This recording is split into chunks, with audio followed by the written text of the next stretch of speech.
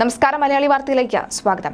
US നാവികസേന 3 Houthi ബോട്ടുകൾ നശിപ്പിച്ചതിന് പിന്നാലെ ചെങ്കടലിലേക്ക് യുദ്ധക്കപ്പൽ അയച്ചു ഇറാൻ. മെഡിറ്ററേനിയൻ കടലിൽ വിന്യസിച്ച അമേരിക്കൻ പടക്കപ്പൽ പിൻവലിക്കാനുള്ള പെന്റഗൺ നീക്കത്തിനിടെയാണ് ഇറാന്റെ നടപടി. ഗസയിൽ യുദ്ധം 3 മാസത്തേക്ക് അടക്കവേ ആയിരക്കണക്കിന് സൈനികരെ പിൻവലിക്കാനുള്ള തീരുമാനത്തിൽ മാറ്റമില്ല എന്ന് ഇസ്രായേൽ അറിയിക്കുകയും ചെയ്തു. അതിനിടെ നെതന്യാഹു സർക്കാരിന്റെ വിവാദ ജുഡീഷ്യറി പരീക്ഷണ നിയമം ഇസ്രായേൽ സുപ്രീം കോടതി റദ്ദാക്കി. ചെങ്കടലിൽ യുദ്ധക്കപ്പൽ വിന്യസിച്ചതായി ഇറാൻ സ്ഥിരീകരിച്ചതോടെ മേഖലയിൽ സംഘർഷം രൂക്ഷമാവുകയാണ്. 10 പോരാളികളെ ചെങ്കടലിൽ അമേരിക്ക കൊലപ്പെടുത്തിയതിനെ തുടർന്ന് തെഹ്റാനിൽ നേതാക്കളുമായി കൂടിക്കാഴ്ച നടത്തിയ ഹൂതി സംഘത്തിന് എല്ലാ പിന്തുണയും ഇറാൻ ആവർത്തിച്ചു. ഇറാനിയൻ സൈന്യത്തിന്റെ 94ാം നാവികസേനയുടെ ഭാഗമായ ഐറിസ് അൽബേർട്സ് എന്ന യുദ്ധക്കപ്പലാണ് യമനിനടുത്തുള്ള ബാബുൽ മന്ദബ് കടലിടുക്കിലൂടെ ചെങ്കടലിലെത്തിയത്.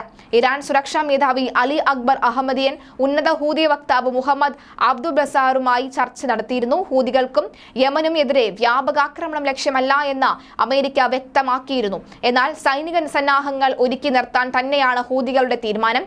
ചെങ്കടലിൽ അമേരിക്കൻ കപ്പലിന് നേരെ ഹൂതികൾ ആക്രമണം നടത്തിയെന്ന ഇസ്രായേൽ പത്രം റിപ്പോർട്ട് ചെയ്തു. കിഴക്കൻ സിറിയയിൽ നിന്ന് ഇറാൻ അനുകൂല സേനയുടെ പിന്മാറ്റം നടത്തുന്നതായ റിപ്പോർട്ടുകളും പുറത്തുവന്നു. യുദ്ധം മാസങ്ങൾ നിൽക്കുമെന്ന പ്രഖ്യാപനങ്ങൾക്കിടയിലും ഗസയിൽ നിന്ന് ആയിരക്കണക്കിന് സൈനികരെ പിൻവലിക്കാനുള്ള തീരുമാനത്തിൽ മാറ്റമില്ലെന്ന് ഇസ്രായേൽ സേന. തിരിച്ചു വിളിക്കുന്ന റിസർവ് സൈനികർക്ക് കൂടുതൽ പരിശീലനം നൽകുമെന്നും സൈന്യം. 5 ബ്രിഗേഡുകളെയാണ് പിൻവലിക്കുന്നത്. വടക്കൻ ഗസയിലേക്ക് ഉൾപ്പെടെ മേഖലകളിൽ നിന്ന് വൻതോതിൽ പിന്മാറ്റം. പകരം വ്യോമാക്രമണം ശക്തമാക്കി ഗാസയ്ക്ക് മേൽ തകർച്ച ഉറപ്പാക്കാനാണ് തീരുമാനം.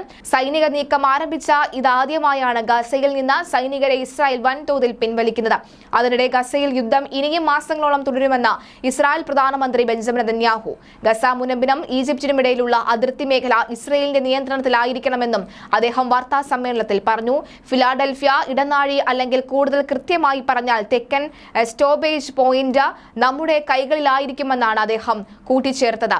ഒക്ടോബർ 7 അതിർത്തി കടന്ന യുദ്ധത്തിന് തുടക്കമിട്ട ഫലസ്തീൻ തീവ്രവാദി സംഘം നടത്തിയ കൊലപാതകങ്ങളും തട്ടിക്കൊണ്ടുപോകലും ആവർത്തിക്കാതിരിക്കാൻ ഗസയിലെ ഹമാസിനെ നശിപ്പിക്കാനും പ്രദേശത്തെ സൈനികവൽക്കരിക്കാനും വിഘടനവൽക്കരിക്കുവാനും ഉദ്ദേശിക്കുന്നതായി ഇസ്രായേൽ വ്യക്തമാക്കി. യുദ്ധം അതിന്റെ പാരമ്യത്തിലാണെന്നും ഞങ്ങൾ എല്ലാ മുന്നണികളിലും പോരാടുമെന്നും വിജയം കൈവരിക്കാൻ സമയം വേണ്ടിവരുമെന്നും ചീഫ് ഓഫ് സ്റ്റാഫ് പറഞ്ഞ പോലെ യുദ്ധം ഇനിയും മാസങ്ങളോളം തുടരുമെന്നും നെതന്യാഹു വ്യക്തമാക്കി. ഇസ്രായേലിലെ സാമ്പത്തിക സ്ഥിതി കണക്കിലെടുത്ത ഗസയിൽ നിന്ന് ചില റിസർവ് സൈനികരെ തിരിച്ചു വിളിക്കുന്നതായി ഇസ്രായേൽ സൈനിക വക്താവ് ഡാനിയൽ ഹഗാരിയാണ് പറഞ്ഞത്. അതേസമയം ഗസയിൽ 21,978 മരണം റിപ്പോർട്ട് ചെയ്യുന്നു. ഇന്നലെ മാത്രം 156 പേരാണ് കൊല്ലപ്പെട്ടത്. ഒരു സൈനികൻ കൊല്ലപ്പെട്ടതായി ഇസ്രായേൽ സ്ഥിരീകരിച്ചു. എന്നാൽ 16 സൈനികരെ വധിച്ചതായി പോരാളികൾ അറിയിച്ചുവെന്ന് അൽ ഗസാം ബ്രിഗേഡ് വക്താവ് അബു ഉബൈദ പറഞ്ഞു.